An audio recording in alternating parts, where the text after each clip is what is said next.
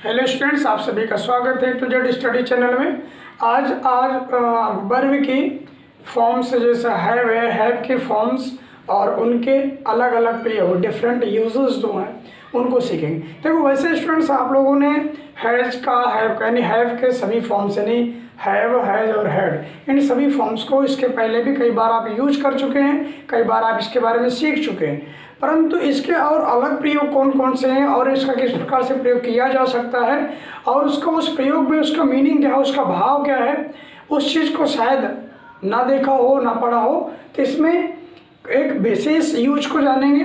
इसमें जो आपको बोर्ड पर देख पा रहे हैं, इसमें आपको कंपल्सन, ऑब्लिगेशन एंड नेसेसिटी यानी बाध्यता, अनिवार्यता और आवश्यकता को सिद्ध करने वाले वाक्यों में प्रयोग कैसे करते हैं हैज, हैव, हैड का, उसको सीखेंगे।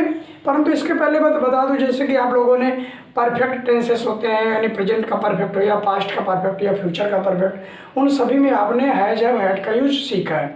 परंतु उसके बाद में आपने सीखा होगा जैसे पोसेशन को सिद्ध करने के लिए, जैसे गाय के 4 पैर होते हैं तो द काउ हैज 4 legs, या मेरे पास एक पेन है, आई हैव अ पेन। तो इस तरह में नहीं पोसेशन यूज एक्सप्रेस करने के लिए आप लोगों ने यूज किया। परंतु इसका नेगेटिव भी क्या आपको पता है, कैसे नेगेटिव कितने प्रकार से बनाया जा सकता है और कैसे कैसे बनाया जा सकता है, उसको भी आप सीखेंगे। अभी यहाँ पर जो बोर्ड पर देख पा रहे हैं, बोर्ड पर आप सीखेंगे केवल नेसेसिटी, कंपल्सन और ऑब्लिगेशन को सिद्ध करने वाले वाक्यों को, उनको शो करने वाले, एक्सप्रेस करने वाले वाक्यों में कैसे प्रयोग है, इनका अर्थ क्या है। चलिए देखते हैं। इसमें देखो पहले दे रखा है सब्जेक्ट प्लस, यानी इसका इस यूज में हमें करना कैसे है। सबसे पहले तो इस चीज़ को जान लेना है। ये जो यहाँ पर रूल है सिर्फ इसके लिए है जब किसी चीज़ को बाध्यता, किसी काम की बाध्यता, किसी की आवश्यकता या किसी की ऑब्लिगेशन मीन्स बाध्यता को सिद्ध करना है, तब के लिए प्रयोग करते हैं। तो उसका रूल है, इसके अकॉर्डिंग हम बनाएंगे। सेंटेंसेस को लिख सकते हैं subject plus has, have, had, इनमें से तीनों में से नहीं, सब्जेक्ट यानी पर्सन के अनुसार, पर्सन और नंबर के अनुसार इनका यूज होगा हैज, हैव, हैड का, प्लस ये देखो ब्रैकेट में मैंने गॉट लिखा है, प्लस फिर इन्फिनेटिव। इन्फिनेटिव यदि आप नहीं जानते तो मैं इन्फिनेटिव बता देता हूँ। इन्फिनेटिव जो होता है वो कोई भी बेस फॉर्म होता है, वर्ब का बेस फॉर्म, उसके पहले हम टू लगा देते हैं, यानी टू लगा करके हम किसी भी वर्ब को इन्फिनेटिव में चेंज कर देते हैं। तो जब भी कभी इन्फिनेटिव की बात आती है तो आपको वर्ब के फर्स्ट फॉर्म के पहले टू यूज कर देना, TO यूज करके उसको इन्फिनेटिव में चेंज कर देना है। और जब भी हम ऐसे उसके पहले टू लगा देते हैं तो उस वर्ब का अर्थ ना करके मीन्स नहाना, खाना, पीना, ऐसे करके अर्थ में उसका यूज आता है। चलिए इसको पहले देखते हैं कैसे करेंगे। तो इसका यूज करेंगे, आपको जानते थे हैज़ का प्रयोग सिंगुलर सब्जेक्ट के साथ में करते हैं, सिंगुलर सब्जेक्ट में, और इसके बाद में हैव का प्लूरल में, और हैड का आप जानते हैं पास्ट फॉर्म में यूज करते हैं, यानी पास्ट परफेक्ट में, पास्ट के लिए यूज करते हैं। तो इसमें कैसे करेंगे, जैसे पहले लिखा हुआ है ही हैज़, ब्रैकेट में आपको गॉट दिया है टू ओबे मी।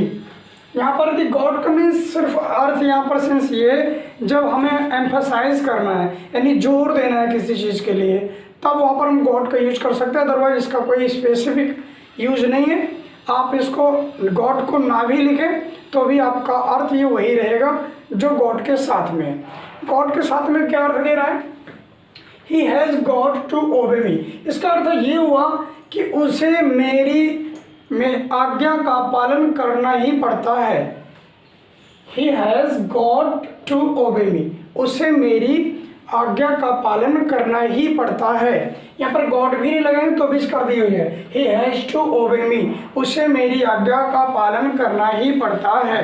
ठीक है, तो इस सेंस में आप क्या लिखा, पहले सब्जेक्ट, फिर हैज़, फिर इन्फिनेटिव आ गया आपका, फिर आगे आपको ऑब्जेक्ट वगैरह जो कम्प्लीमेंट वगैरह जो देना चाहते हो अपन बाद में यूज कर सकते हैं। अगला जैसे he had got to borrow money, यानी यहाँ पर पास्ट में यूज कर दिया गया, तो इसको कहेंगे उसे उधार पैसा लेना ही पड़ता था या पड़ा था कह सकते हैं।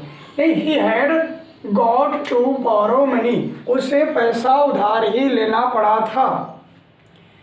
नेक्स्ट इसमें कह रहा they will have got to follow me, यानी उसे मेरा अनुसरण, दे उन्हें मेरा अनुसरण करना ही पड़ेगा। They will have got to follow me, उन्हें मेरा अनुसरण करना ही पड़ेगा। तो ये फ्यूचर में हो गया, पास्ट में हो गया, प्रेजेंट में हो गया। तो इस तरह से इनका कंपल्सन, ऑब्लिगेशन और नेसेसिटी का भाव प्रकट करने के लिए हम इनका हैव का यूज या हैव के अदर जो फॉर्म्स हैं उन सभी का यूज इस प्रकार से करते हैं। उसका नेगेटिव देखो कैसे बनाते हैं। नेगेटिव के लिए भी दो रूप हैं। यहाँ पर ये subject plus has, have, had plus not plus infinitive. यहाँ पर तो ठीक सेम वही है जो लिखा था, ठीक है। यहाँ पर गॉड भी इसके साथ में लिख सकते हैं जो मैंने वहाँ लिखा था। यहाँ पर भी गॉड यूज किया जा सकता है, वो भी केवल एम्फसाइज के लिए है, यानी जोर देने के लिए, और उसका कोई विशेष अर्थ नहीं है। और इसके बाद नॉट प्लस इन्फिनेटिव, यानी वही टू लगा करके वर्ब लिखना। या फिर ऐसे आप बना दे उसको नेगेटिव, या फिर आपको ऐसे बनाना है, जैसे subject plus do does plus did, do does did plus not have के साथ में प्लस इन्फिनेटिव। नहीं, सब्जेक्ट पहले से लिखा है, फिर डू डज डिड, इनमें से किसी एक को उसके पर्सन और उसके टेंस के अकॉर्डिंग, इसके बाद नॉट हैव प्लस इन्फिनेटिव। जैसे एग्जांपल में देखें, he has not to obey मी, ये उसी का नेगेटिव बना है। उसका अर्थ क्या था, उसे मेरी आज्ञा मानना ही पड़ता है, मेरी आज्ञा का पालन करना ही पड़ता है। यहाँ पर कहें उसे मेरी आज्ञा का पालन नहीं करना पड़ता है, क्या करेंगे, he has not to obey me, उसे मेरी आज्ञा का पालन नहीं करना पड़ता है। या फिर इसी को नेगेटिव ऐसे बना सकते हैं, ही डज या डिड, प्रेजेंट में बनाना तो डज, पास्ट में बनाना तो did. Not have to obey me, he does not obey, does not have to obey me. या फिर he did not have to obey me, उसे मेरी आज्ञा का पालन नहीं करना पड़ता है। ये नेगेटिव हो गया, ठीक है, इस फॉर्म में। Next, they do not, do या डिड, आप प्रेजेंट में बनाना चाहे डू करेंगे, पास्ट में बनाएंगे डिड।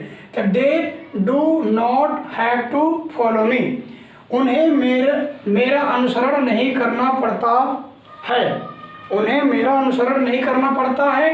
या फिर डिड से बनाएंगे, उन्हें मेरा अनुसरण नहीं करना पड़ा, नहीं करना पड़ता था। यहाँ पर दोनों तरह से बना सकते हैं। और या फिर इस तरह से बनाएंगे, दे हैव या हैड, प्रेजेंट में हैव, पास्ट में had not to follow me, अर्थ उसका वही रहेगा जो वहाँ पर है। इस तरह से इसका प्रयोग, हैव का प्रयोग कर सकते हैं कंपल्सन, ऑब्लिगेशन और नेसेसिटी के लिए, ठीक है। इसके अगले यूज के लिए हैव का दूसरा यूज क्या है, पॉजिटिव यूज क्या है, पॉजिटिव यूज में उसका नेगेटिव कैसे करते हैं, नेगेटिव कैसे बनाते हैं। तो उस वीडियो को देखने के लिए आप चैनल में यदि नए हैं तो चैनल को सब्सक्राइब कर दें, और वीडियो अच्छा लगे तो अपने दोस्तों के साथ शेयर करें। और अगले वीडियो में दोबारा मिलते हैं, तब तक के लिए नमस्कार दोस्तों।